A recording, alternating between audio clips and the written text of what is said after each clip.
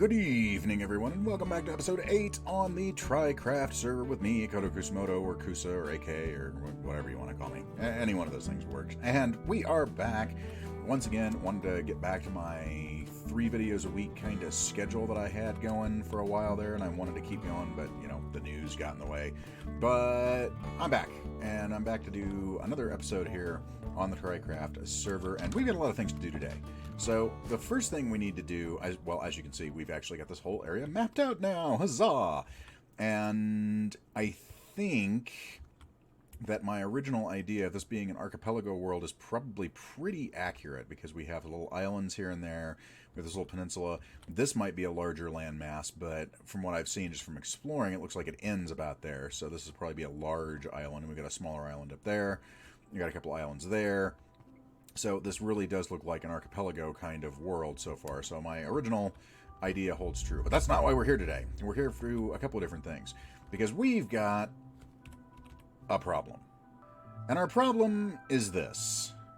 Yes, just a lonely little furnace. We did have 4 of them out here, but I was sort of consolidated everything down to 1. And I am so sick of dealing with just one furnace you wouldn't even believe.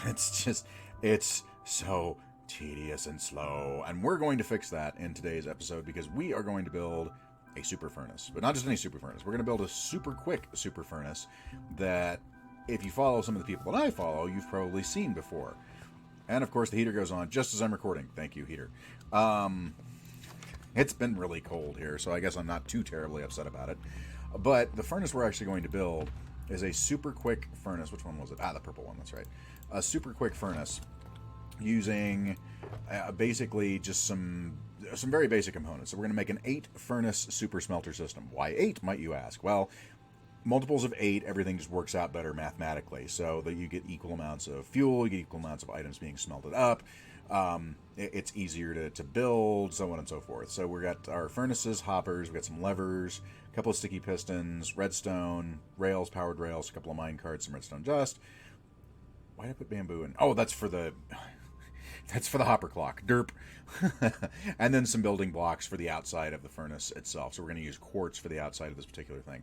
And the style we're going to build is actually one that was built by Pixlriffs in one of his Minecraft Survival Guide Let's Play that he does.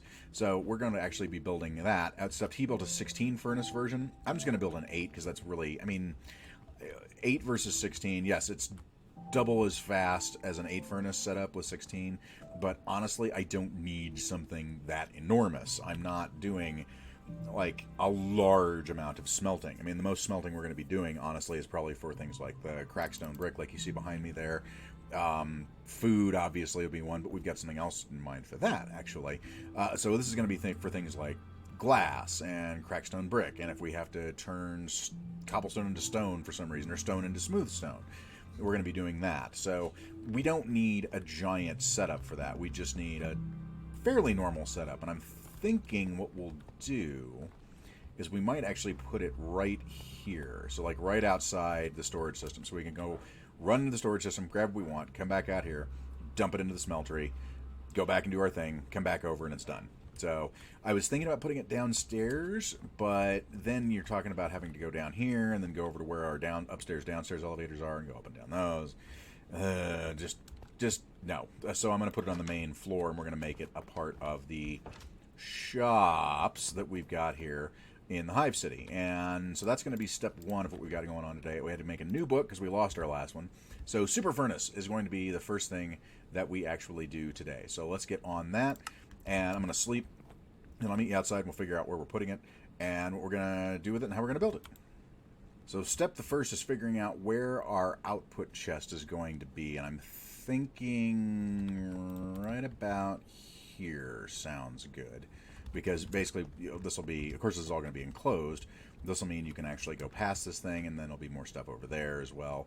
But we'll make a little sort of a shop front for this. So this is where our main output chest is going to actually be. So let's get everything set up as far as our hopper line goes. So 1, 2, 3, 4, 5, 6, 7, 8. There we go. And furnaces. So 1, 2, 3, 4, 5, 6, 7, 8. So there's our furnaces. Let's get our... Actually, which way are we going? Are we going east? Let's make sure we're going east-west here. Yes, we're going east-west. Good.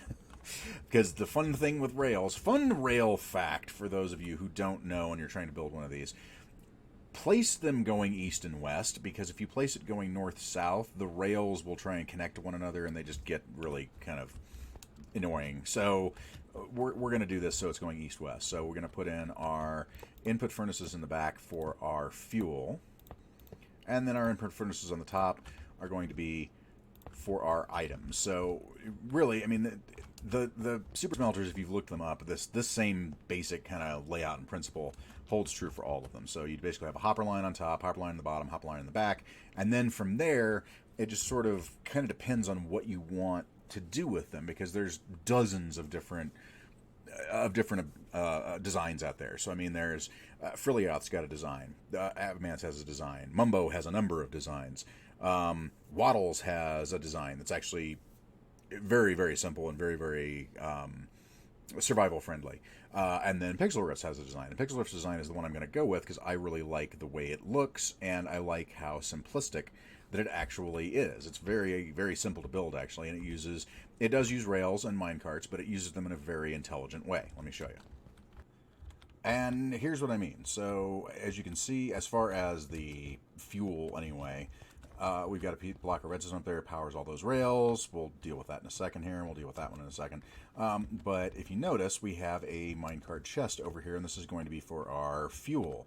So if you look, all of those are powered, but these are not right now. So basically what happens is we're going to put fuel in the minecart with the chest. So we'll put in, say, put in 8 stacks of fuel, and then you click the lever, up it goes, and it will proceed to do that as long as you please, actually. So, and then when you turn it off, it'll come back and drop itself back off again. So that's it. That's all it has to happen. And then you just click it again, and it goes again.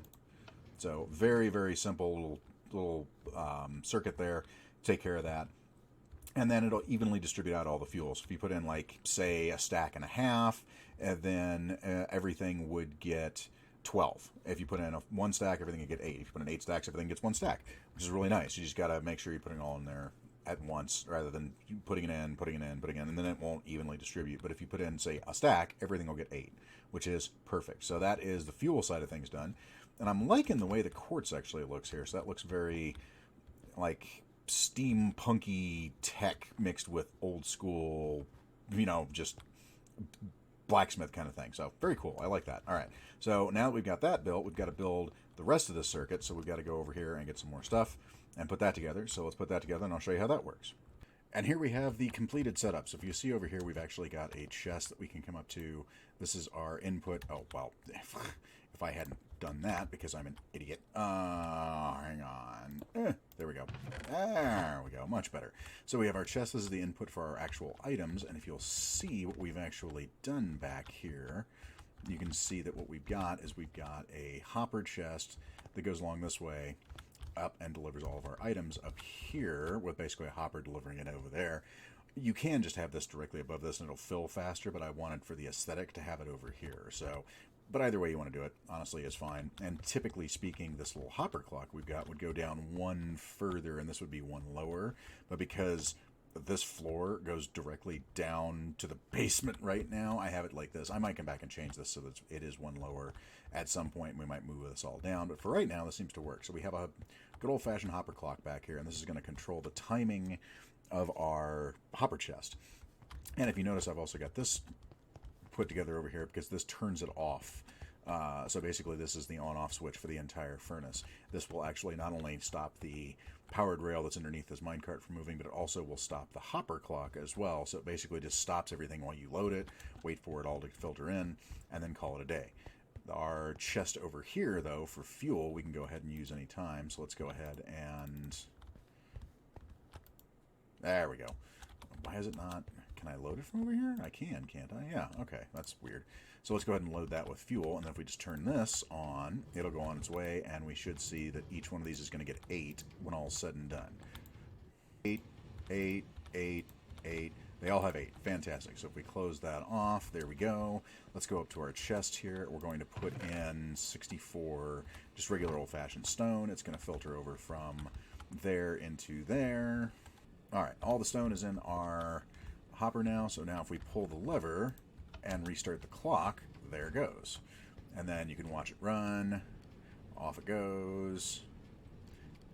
And off it goes again. And then this should... Yep, there it goes. And that turns that off. And then it just sits there and waits for this to actually have all these items go back over into this hopper over here. And then it'll start up again and drop off everything with a fair amount of...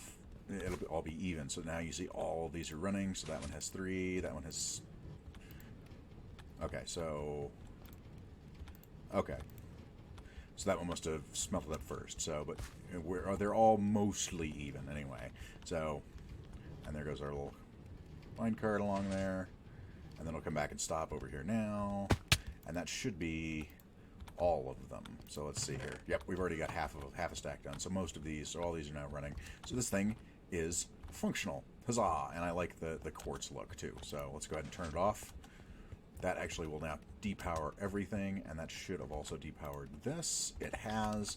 So this has shut off our entire system. So we have an on-off switch for the smeltery once we're actually done with it. So you don't have to worry about the hopper clock running back and forth all the time. You don't have to worry about the mine cart going back and forth all the time and being irritating. So once you're done, you just turn it off, and you're good to go. So, and this should be about done. It's about done. That one's about done. These are all completed. And there's our 64 smooth stone.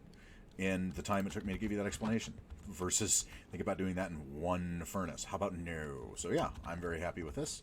We might make a couple little changes here and there, but otherwise, I think this is actually pretty good. I'm happy with it. All right, excellent. We can check one more thing off in our book. And that one has now been checked off. So now we actually have to figure out a layout for our shops that we're going to have on the first floor here. And I'm considering this in with the shops. So this is basically going to be... I guess you'd call it a smeltery shop. I'm not... Well, we'll figure out what it's called after that. And we still got to work on, of course, the overall aesthetics as far as how it looks and how we want everything to go here. And if we want this to continue up with the quartz. I'm thinking quartz up. And then we'll do the stone brick on the outside. So we'll have... like almost like a shop front here that'll be stone brick, and on the inside it'll be that, but we'll keep the same flooring in there so that it's still got that kind of grimy look mixed in with high tech, which is very, very much 40K. Plus we can get rid of all the snow finally. Huzzah! So yes, that's going to be that. And after another successful night of AFKing up at my creeper farm, we've got a whole bunch of rockets. We've got almost a full shulker box full of rockets now, and then we've got another shulker box of rockets that are going to go to somebody else, but we're going to talk about that a little later. And I was actually roughing everything out, and especially seeing it from up there, I realized how insane this build is. Look at this space we've got here. So I roughed some things out, and I may put in other things than this, but I wanted to get this roughed out so that I knew what was going to be going where and sort of give myself an idea of what I'm working with. So in basic, what we've got is we got your main entrance here. So once you come in, press the button, go inside. The first thing you see when you walk in is going to be the Customs and Embassy office. There's going to be an Iron Golem Skitarii warrior back behind here, and you're going to have like a little customs office that you have to stop in to announce yourself to the rest of the city. And then if you walk left, you see the cartographer and the census taker over here with our map, of course. Next to that, of course, we've got the storage building here, which is going to have the block swapper, but it'll be open on both sides, so you can basically go through here to get to the storage, or you can go through here to get to the storage, and then you can then choose to go up to the spire if you want to. And then next to that, we have just some random storage. So we're going to have a bunch of barrels and chests and stuff in here that's going to be for like random bits and pieces, and Eyes of Ender, and there's the random off-the-wall stuff you never really have room for in your storage system. That's just sort of the things you accumulate over the course of time. So we're going to have that in here, so it'll be like a little storage area. And notice these are all open, so I want this to basically be like, you know how you go to the mall and you've got like the big open doors? That's kind of what I'm going for here, sort of a mall kind of feeling. So, and then this will all be open, but there'll be stuff here and there dotted around. I'm not sure what yet, but we're gonna see. So you have the smeltery, then you walk a little bit further, and you've got the florist, which will be a very large open area where you'll have all your different like flowers and plants and stuff like that will have built into the whole area here. And then over here, since it made sense to put it right next to the florist, we'll have the apiary, which means we got to go out and get some bees. But that won't be too difficult with a Silk Touch tools. And then over across the way, you've got two very big stores. You've got the butcher and food storage. Notice we've already got the smokers over here. So this is where we're going to have the mini super smelter for food, and then we'll have all of our food stored in here in like coolers and freezers and stuff like that. And so I'm thinking like actually, snow blocks to simulate a freezer would be really, really cool. So we'll have that over in this area, and then on the other side of that, and we'll put a sort of a doorway connecting both of these, we have the metallurgist and blacksmith. So we're going to have our blast furnaces over here. We'll have our grindstone. We'll have our anvil. We'll have our stone cutter. All that stuff is going to be in this particular area here. On the other side, over here, we're going to have our leather working. So we got a cauldron ready to go. We have like leather hanging on the walls and leather working kind of stuff on that side. Across the way from that, we've got the apothecary. So we'll have our brewing stuff over here. We'll probably do an automatic potion something, whether it's 3 small ones or something like that. We'll figure that out as we go. And then we go back further, and this is where that's pretty much the extent of a lot of the shops.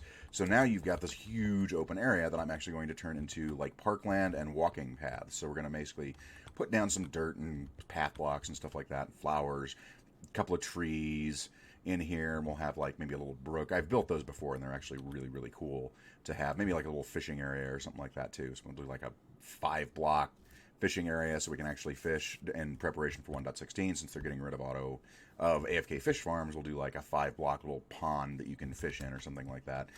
So there's that, and then over here is going to be the reflecting pool, a fountain, and statue, all sort of combined. So we're going to have this whole area is going to be just a pool, but we'll also have like maybe 1, 2, 3 different fountains, and they'll have a statue out front. Of what yet? I'm not sure. Maybe the God Emperor. I don't know yet. We'll figure that out. So we'll have that. Then we got an open area here that I'm still trying to figure out what we want to do with. On this side, we're going to have like street vendors. So we'll have little shops set up that will staff with maybe iron golems, maybe snow golems. Snow golems, that might actually be fun because we got to get Barry back. In case you're wondering, if you haven't seen my other series that I've done, Barry is the snow golem that always comes with me. He's like my concierge, my right-hand man. So we might have Barry over here with his friends staffing sort of little like street things where they sell snack food or memorabilia or something like that. So we'll do that. And then over here, this is going to be a big build. This is going to be the grand library. So we're going to have our enchanting over here. We're going to have the lectern. We'll have a bunch of bookcases. This is going to be just basically a huge open library. Imagine, if you will, going into a mall, Barnes & Noble.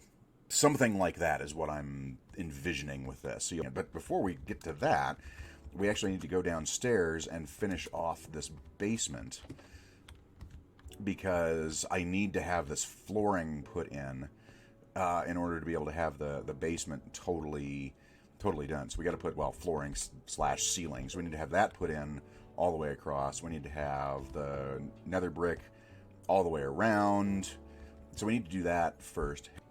I've got lighting ideas, but I'm not sure exactly how I want to implement it yet. I don't know if I want to have above ground lighting. I'm thinking that's what I want, is I want like lighting hanging down from the ceiling on maybe glass panes. So I'll have those laying down with like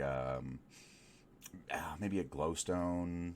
I really wish we had shroom lights. I really wish. And probably when all is said and done, we'll be replacing whatever lighting I have, whether it's lanterns or glowstone or end rods or whatever, with shroom lights, because I really like the way those look. We've got a few other things that we want to do, including dropping off some rockets to Scousey and seeing if I can get his help with a project that I want to work on. So we're going to see if we can connect with him today a little bit, just to drop off the rockets that he wanted, since he has 0.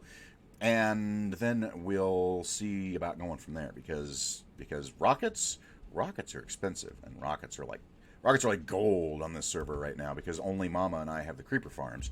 He needs rockets. That means I have leverage. And there's some things that I want to get done. I don't want money. I want favors. I have rockets. I have many rockets. Big rockets, small rockets, all made in Taiwan. You will get my rockets if you do me this favor. Yes. We must go and see if the Scousey is available to talk business. While we're waiting for other people to actually log on to go talk to them, I figured I would go ahead and do a little bit more on the ceiling here of this particular build. And while I'm doing that, we actually had a question. How did I come up with my name on YouTube? And that was Dave France that actually asked me that.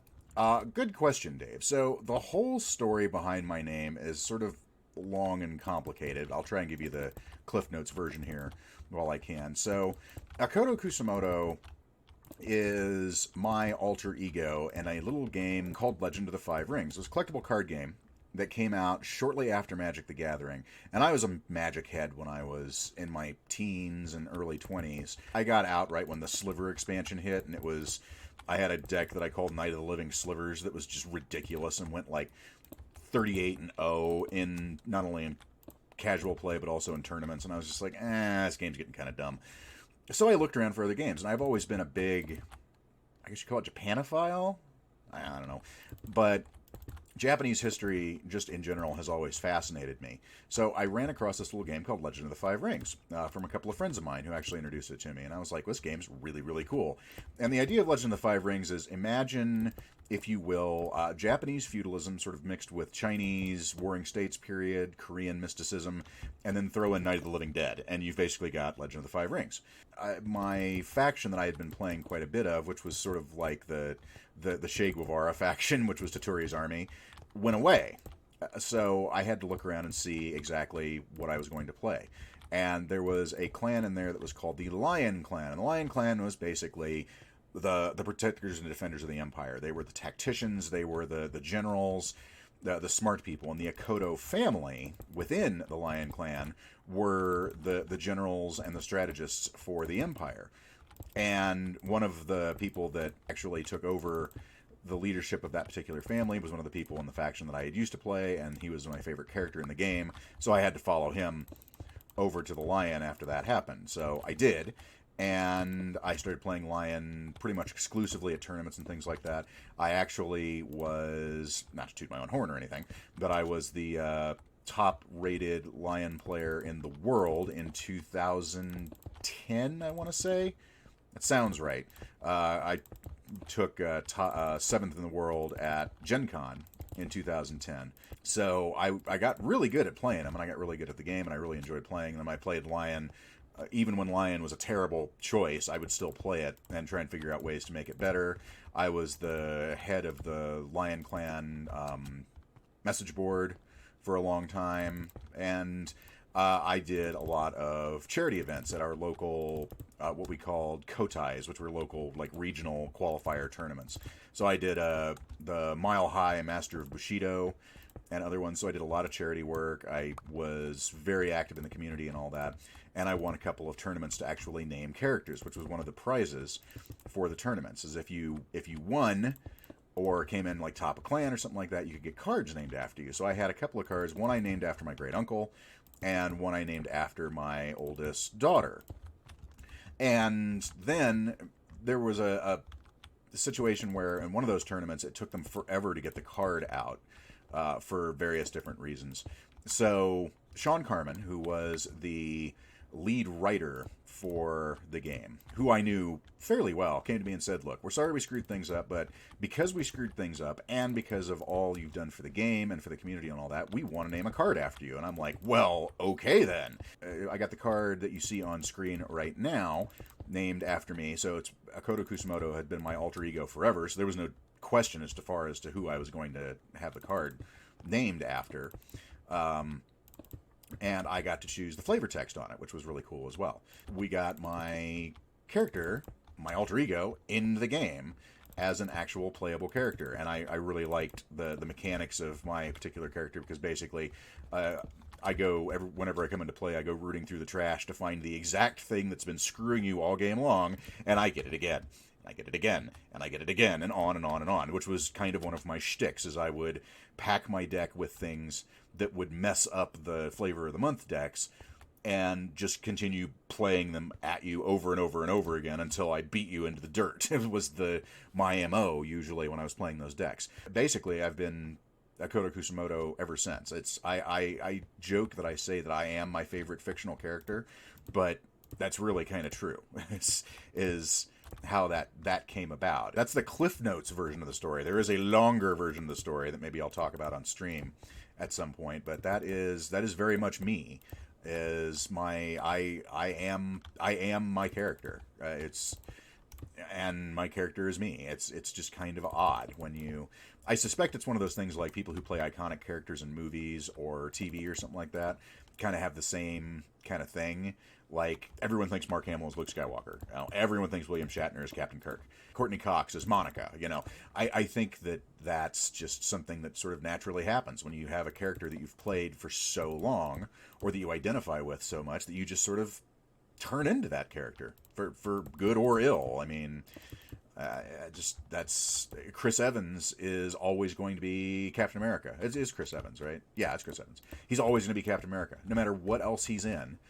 And he's been in some amazing films. He's always going to be Captain America to a lot of people. Like, they're going to look at him and go, oh, it's Captain America. And it's just something you kind of got to own at that point. That it's like, you know what, for good or bad, I kind of am this person. There you go, Dave. I hope that answers your question. And keep them coming. I'll probably, it's occasionally do one of these in a video, just if I see a question that sounds interesting from a comment on a previous episode. I'll just go over it in there. But like I said, I'm not trying to rip off Jevin or Dallas Med or anyone like that. I just want to go over that. And it looks like Scousey has joined the game, so I can stop with the hell of lighting up this area and stuff. So let's go see what he's up to. Well, I guess I have a friend now. We're going to go see Scousey, and look at that. This is so ridiculous. You get back there, man? You okay?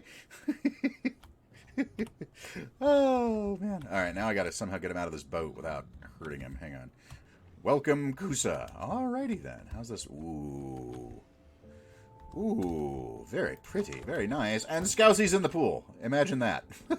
What? Oh, I have visitors. Hello, mate. How are you, having man? a dip. Dude, I'm good. I love the way you've done this backyard with the pool and everything. This is fantastic. And the loungers are just great.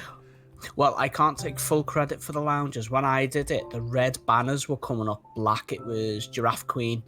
I had to light up underneath in order to get them red. Oh, yeah, okay. Giraffe Queen gave me the tip for that. So, oh, nice. Yeah. Okay. So I have something for you. I bring you rockets. I hear you need rockets.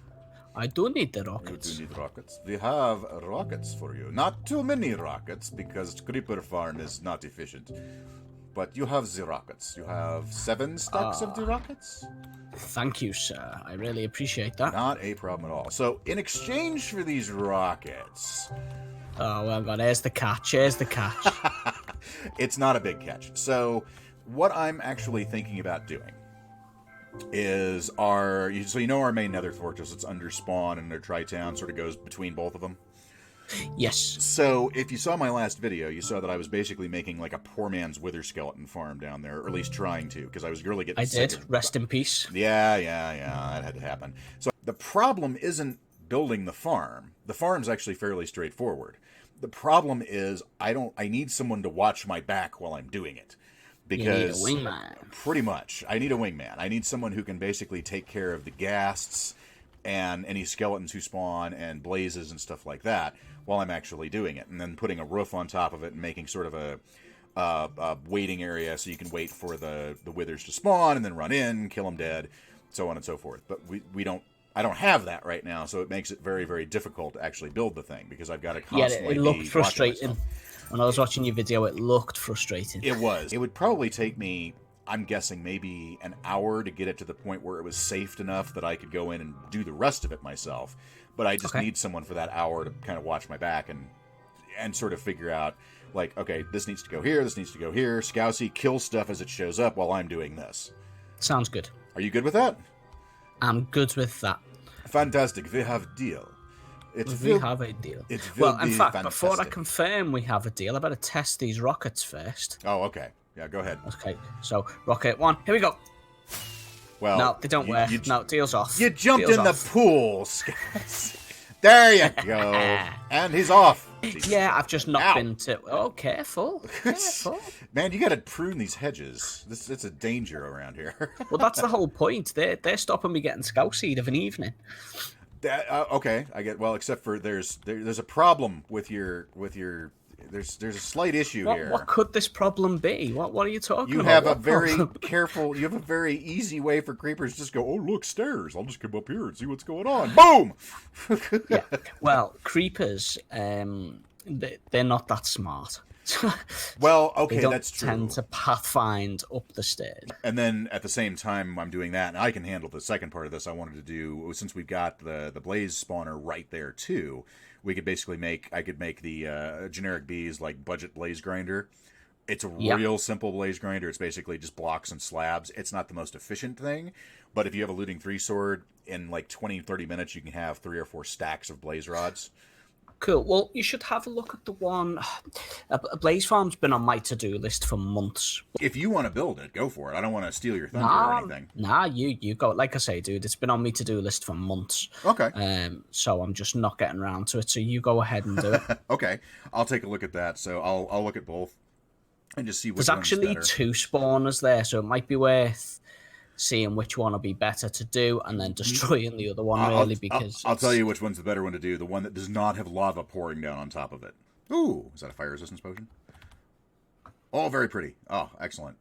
Actually, yeah, 8 minutes is more than enough time that I need to basically put the 3-block limit around the blaze spawner so that I'm not getting shot to death by the blazes. So 8 minutes would be definitely. I'll have to make some more for us both as well for when we're well, and I've got some magma creams too, so I can make a few as well. So cool, because obviously that'll mean we don't have to fend off blazes as well as right. Well, I appreciate that. I know you've got stuff you got to go run off and do and take care of. I have. So you do that. I will definitely hit you up within the next week or so, and we can figure out what we're going to do as far as timings to get together to basically get that area prepped for the farm. And then I'll see about getting the blaze spawner prepped and then making kind of a tunnel to both. Probably from that ladder we've got, so I can do a tunnel to both of those things. You don't have to worry about having to go through the open nether to get there, which is really terrifying. Well, we can always look at making a different tunnel that comes down in the middle. That wouldn't be too tricky. Saying that God went through all the effort of making the downstairs there, didn't he? So. Well, that's true. That's absolutely that's a good point. Yeah, we could definitely do that too. So, yeah, let's coordinate. We'll get together this week at some point, and we'll figure it out from there. Brilliant. Sounds like a plan, Stan. Well, that's good. Now we've got a wingman to actually go ahead and build the Wither Skeleton farm, or at least get the basics of it done. An actual one, rather than the poor man's version that I was building.